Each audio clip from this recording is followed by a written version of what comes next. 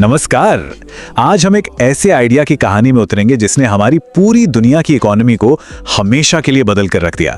ये कहानी है शेयर बाजार की, जो शायद उतनी सीधी नहीं है जितनी लगती है। तो चलिए कहानी को शुरू करते हैं। लगभग 400 साल पीछे चलते हैं। जरा सोचिए, एक ऐसी समुद्री यात्रा को फंड करना है जिसमें खतरा भी बहुत है और खर्चा भी बहुत ज्यादा। कैसे होगा ये? 17वीं सदी के व्यापारियों के लिए यही सबसे बड़ा सवाल था। देखिए, 17वीं सदी में यूरोप में मसालों की मांग बहुत ज्यादा थी। एशिया के साथ बिजनेस करना मतलब समझ लीजिए सोने की खान थी। पर एक प्रॉब्लम थी, इन लंबे समुद्री सफर के लिए जहाज भेजना इतना महंगा था कि ये एक बहुत बड़ा जुआ बन जाता था। और रिस्क वो तो बेहिसाब था। सोचिए, समंदर में तूफान, समुद्री लुटेरों का डर और ना जाने कैसी कैसी बीमारियां। अगर सिर्फ एक जहाज भी डूब गया या वापस नहीं आया तो पैसा लगाने वाला पूरी तरह से बर्बाद हो सकता था। और यहीं पर एंट्री होती है डच ईस्ट इंडिया कंपनी की, जिसे हम VOC के नाम से भी जानते हैं। उनके पास एक ऐसा जबरदस्त आइडिया था जिसने बिजनेस करने का पूरा तरीका ही बदल दिया।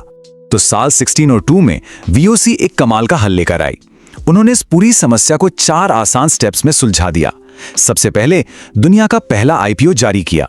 फिर कंपनी के छोटे छोटे हिस्से यानी शेयर्स आम लोगों को बेच दिए। इससे हुआ ये कि जो भारी भरकम रिस्क था वो कई लोगों में बंट गया। और आखिर में शेयर की कीमत को सीधे सीधे कंपनी के मुनाफे से जोड़ दिया। मतलब कंपनी कमाएगी तो निवेशक भी कमाएंगे। वैसे IPO का मतलब होता है इनिशियल पब्लिक ऑफरिंग। ये वो पहली बार होता है जब कोई कंपनी अपने हिस्सेदारी यानी अपने शेयर्स पब्लिक को खरीदने के लिए ऑफर करती है। और इसकी शुरुआत इसी VOC ने की थी।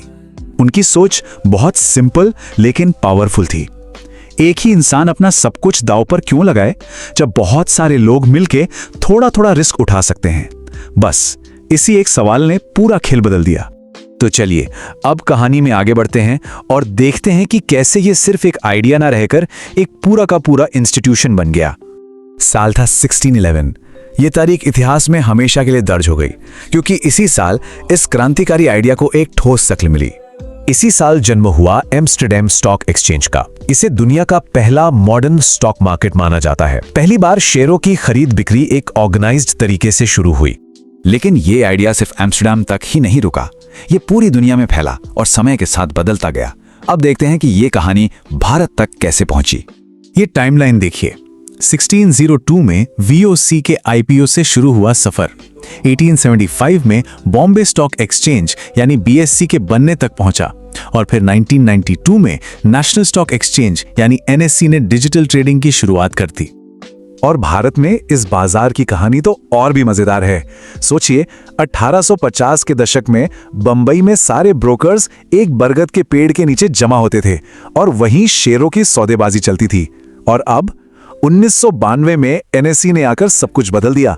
एकदम ट्रांसपेरेंट कंप्यूटर पर होने वाली ट्रेडिंग पूरे देश के लिए शुरू हो गई। पेड़ से लेकर टेक तक का सफर, क्या कमाल का बदलाव है ना? खैर, इतिहास तो बहुत दिलचस्प है, पर सवाल यह है कि आज इसका क्या मतलब है। चलिए इस 400 साल पुरानी कहानी को आज की दुनिया से जोड़कर देखते हैं। तो असल सवाल यह है कि ये 400 साल पुराना सिस्टम आज की तारीख में काम कैसे करता है। इसके पीछे की मशीनरी क्या है? देखिए, कॉन्सेप्ट बहुत सीधा है। जब किसी कंपनी को आगे बढ़ने के लिए, ग्रो करने के लिए पैसों की जरूरत होती है तो वो अपनी कंपनी के छोटे छोटे टुकड़े बेचती है। इन्हीं टुकड़ों को हम शेयर्स कहते हैं और जो लोग इन शेयर्स को खरीदते हैं वो एक तरह से उस कंपनी के हिस्सेदार बन जाते हैं, मतलब पार्शियल ओनर्स। इसे एक छोटे से एग्जाम्पल से समझते हैं। मान लीजिए किसी ने टाटा मोटर्स का एक शेयर 300 रुपए में खरीदा। अब अगर कंपनी अच्छा काम करती है, उसका प्रॉफिट बढ़ता है, तो हो सकता है उस शेयर की कीमत बढ़कर 400 रुपए हो जाए। तो सीधे सीधे 100 रुपए का प्रॉफिट पोटेंशियल। बस यही शेयर बाजार का बेसिक फंडा है। अच्छा, बाजार का ना अपना एक मूड होता है, एक मिजाज होता है। जब कीमतें लगातार ऊपर जा रही होती हैं और इन्वेस्टर्स में जोश होता है तो उसे कहते हैं बुल मार्केट। और जब इसका उल्टा हो, मतलब कीमतें गिर रही हों और हर तरफ निराशा का माहौल हो, तो वो कहलाता है बेयर मार्केट। तो इस पूरी कहानी से हमें क्या समझना है? पहली बात, मार्केट कंपनियों को ग्रो करने के लिए पैसा देता है। दूसरी, ये आम लोगों को अपनी बचत बढ़ाने का एक मौका देता है। हाँ, ये जरूर याद रखना है कि प्रॉफिट है तो रिस्क भी है। और सबसे जरूरी बात, यह सिर्फ बड़े लोगों का खेल नहीं है, कोई भी इसका हिस्सा बन सकता है।